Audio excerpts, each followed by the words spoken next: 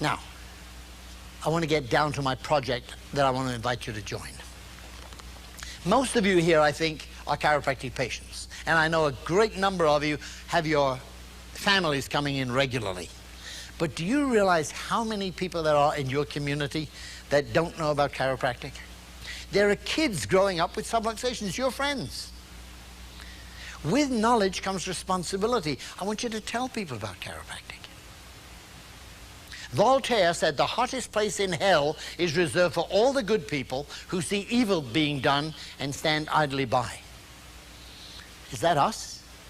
Do we see kids growing up unnecessarily limited because of subluxations? Never doing as well as they could? Your kids may be sitting in school and they're coming home with B's and A minus. Hey, they could be getting straight A's if their chemistry wasn't messed up. You can't get decent grades when you're sitting in school smoking pot, and you can't get decent grades when your chemistry is out of balance from subluxation. And you can't do a decent day's work. Some of you are employers. Would you, let's say you're an employer, you're a construction contractor. You build houses. How would you like to hire somebody who's so incompetent from subluxations, a carpenter who's pounding nails and bending them because he's not accurate? His coordination is a little off. His subluxations are costing you a lot of money. You're paying a full day's pay for a half a day's work, and then somebody else has got to clean up after him. You must realize, please, the damage that's done by subluxations, not only aches and pains and days off from work for sickness. I'm talking about incompetence on the job, people arguing on the job because they're out of balance. When somebody has an emotional disturbance or they're depressed, how do they treat it? They go to a doctor who gives them chemicals. The cause of the problem is usually chemical. And very often it's a chemical imbalance caused by subluxation. Give yourself, give your family, give your neighbors a decent chance at a balancing body chemistry so you can be physically, emotionally, mentally, spiritually in good shape. Everything is controlled by body chemistry. And if you let that chemistry get out of balance, or you let other people's chemistry get out of balance, what a mess it's making of the world. I live just the other side of Philadelphia, just off the Pennsylvania Turnpike.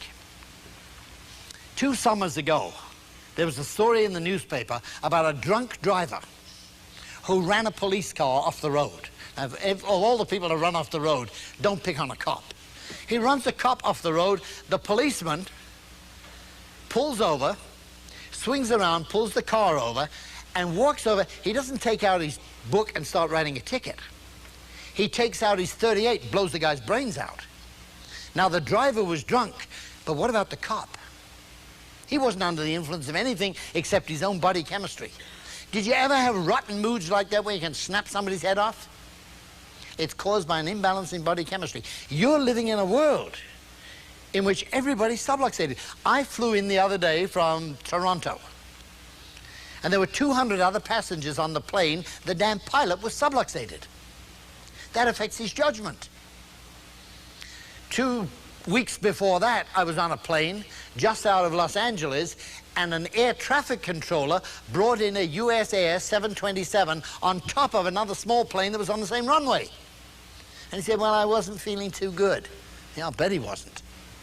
See, subluxations cause all kinds of massive problems. When you leave here tonight, you're going to get in your car and drive home.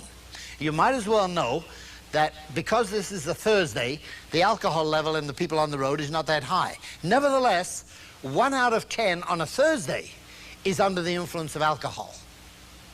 Another 1 or 2 out of 10 are under the influence of some other chemical, and all the damn rest are subluxated. It's not safe out there.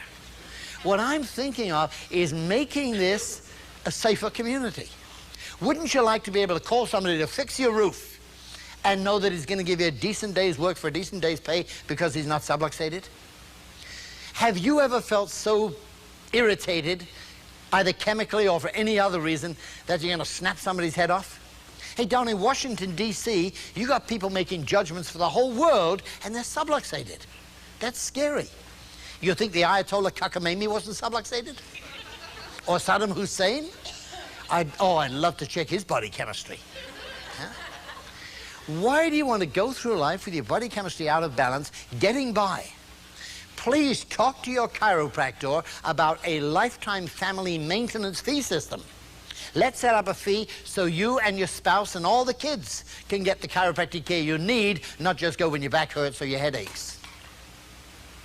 In addition to that, won't you join me in a campaign to make this a better neighborhood, a better community, a better country, maybe a better world? This is what I'm talking about. There are kids out there just growing up subluxated because their parents don't know. With knowledge comes responsibility. Don't you care about these kids? Have you seen the ads on television that friends don't let friends drive drunk? Hey, well, friends don't let friends walk around subluxated either. I had an experience in my office, and I was talking about this today to a group of people. A new patient walks into the office accompanied by his 12-year-old son, who was an asthmatic. And like so many asthmatics, when he started to get adjusted, the asthma cleared up. And as he walked in, he saw an old friend sitting in the corner. And he said to the friend, "Oh, how long have you been coming here?" And the friend said, "Oh, I've been coming for about 9 years. How about you?" He said, "I've just been coming for a couple of weeks. No thanks to you." "What did I do?" "What do you mean, no thanks to me?" He said, "What did you do?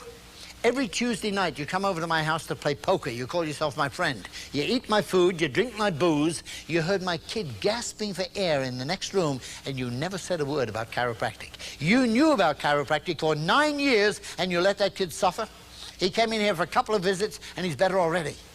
I know twice you were sitting in my house when the ambulance came and dragged this kid off to the hospital because he needed emergency treatment for the asthma. If you'd only said one word, this kid could have been better that long ago." Now, I'm asking you to think of your friends and your neighbors who need to know what you know. Come to think of it, the only way you found out about chiropractic in the first place is somebody cared enough for you to tell you about it.